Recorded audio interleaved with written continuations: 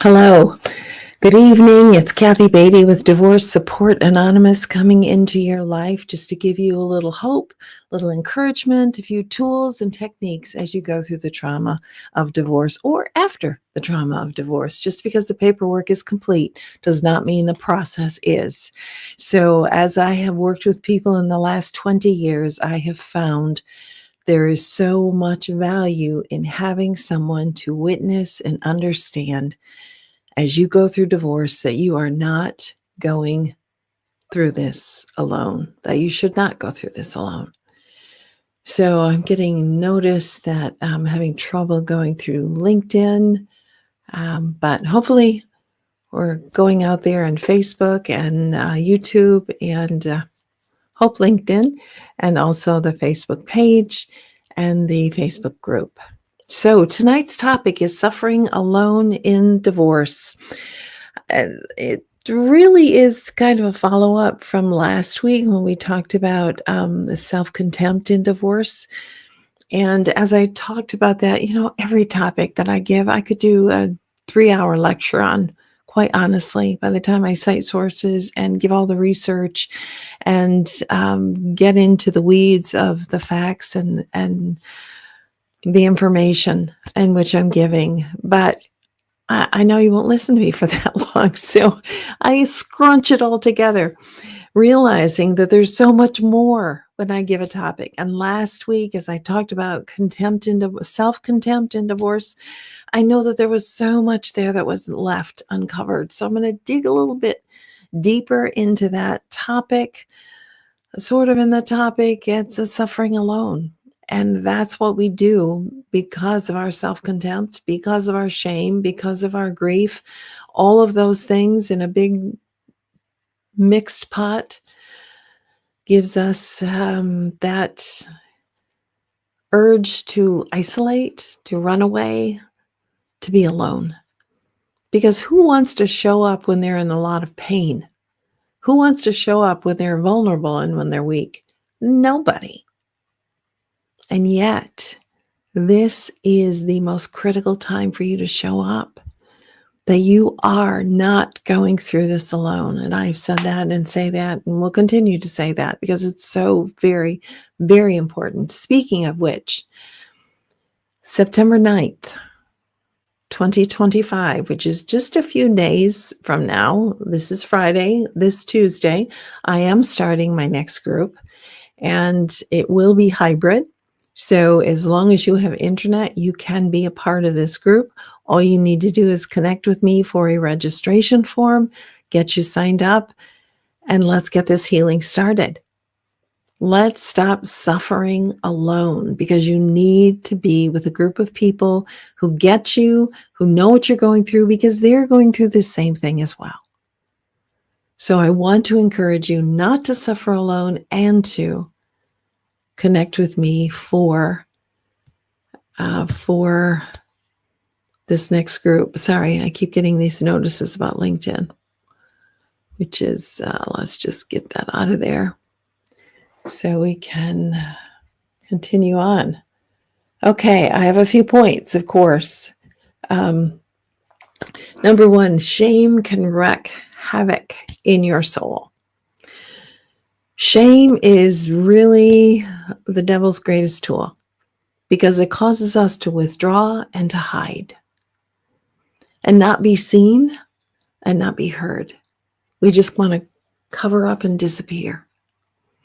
And that is the last thing that we need to do right now.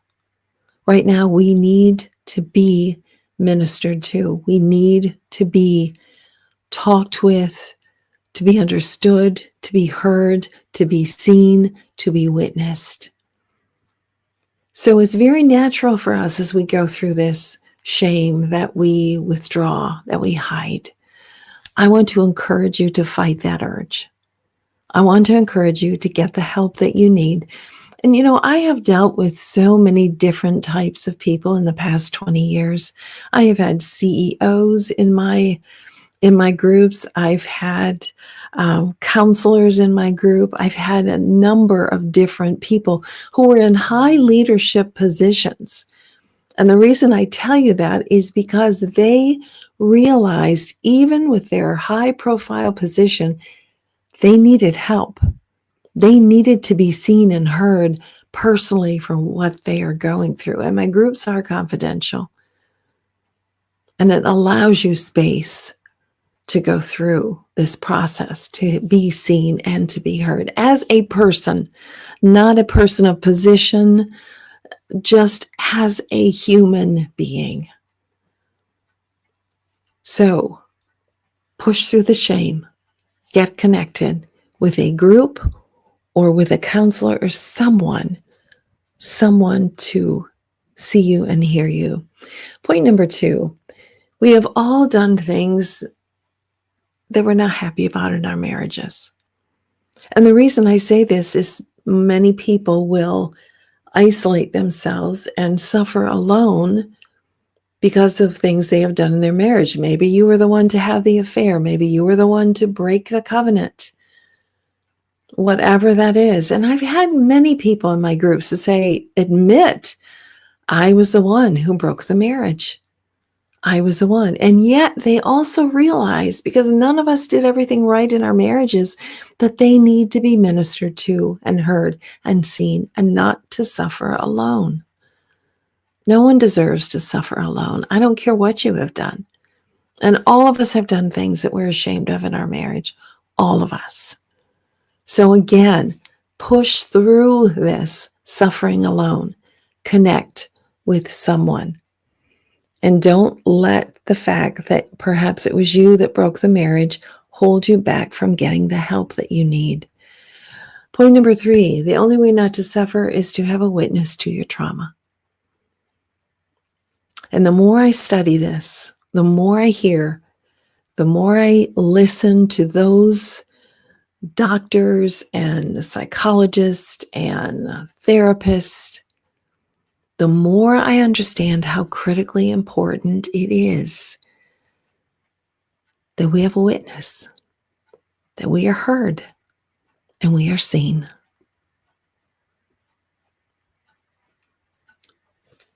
I don't know how to prove that to you, but I guarantee to you this, that if you were to find a safe space where you can have someone witness the trauma that you are going through, you will feel it in your entire body. And you will for once find a relief that perhaps you have never known in the past. The only way not to suffer is to have a witness to your trauma. Point number 4, the only way to stop suffering is to have compassion on yourself. When we withdraw and we suffer alone, we have a lot of shame, a lot of blame, a lot of guilt. What if we were to replace that with compassion? Not to understand all of our actions, all that we've done, all that was done to us. We don't need to analyze it, but we do need to have compassion on ourselves, to give ourselves a break, to be tender with our own broken soul. That can stop the suffering alone. Point number 5, allow yourself to grieve. Many of you are suffering alone and not giving yourself the opportunity to grieve, to really just break down and let it go, all of the pain that is bound up inside of you. You have to grieve it. Because if you do not actually grieve, lament what has happened to you, your body is going to get all jacked out of order.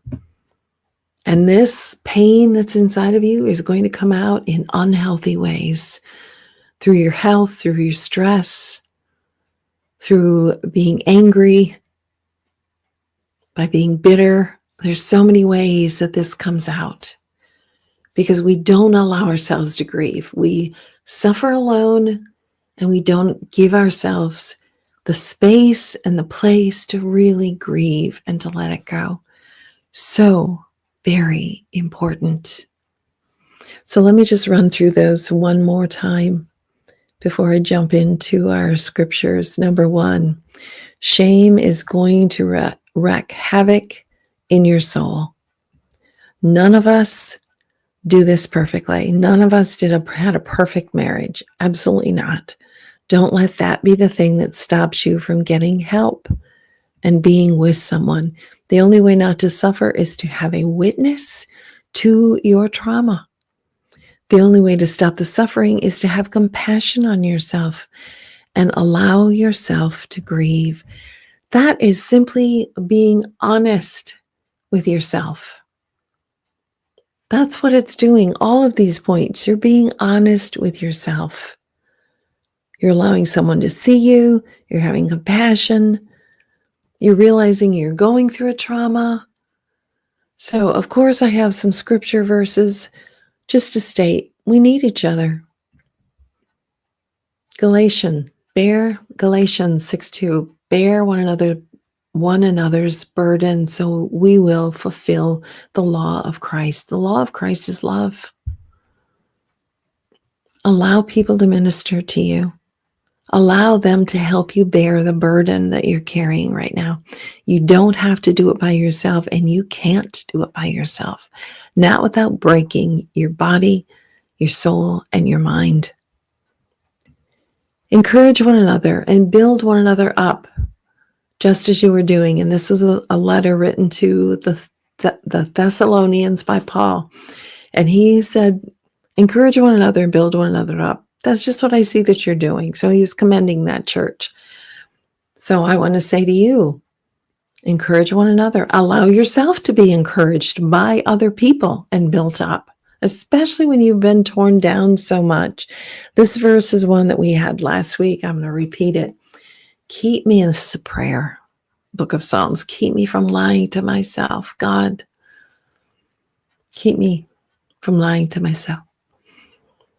Give me the privilege of knowing your instructions.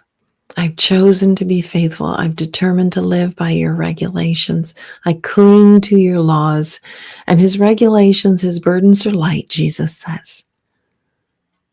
I cling to your laws, your truth. That's what the Book of Psalms was clinging to. So for those of you who are out there, and I know that you are suffering alone, and you cannot bear the thought of stepping forward and joining a group of people who are going to see you and hear you and watch as you reveal your pain, and then watch as you let go of that pain and begin the healing process. It is a beautiful thing to behold. Don't suffer alone. We are here for you. I'm here for you. If you want to talk, I give my first consult for free. But don't forget, September 9th, just around the corner. If not then, if you're hearing me and the date is right, if not then, I'll start another one in January. But do not go through this process alone. Please, please. This is Kathy Beatty, walking with you every step of the way through the trauma and after the trauma of divorce. Have a good evening.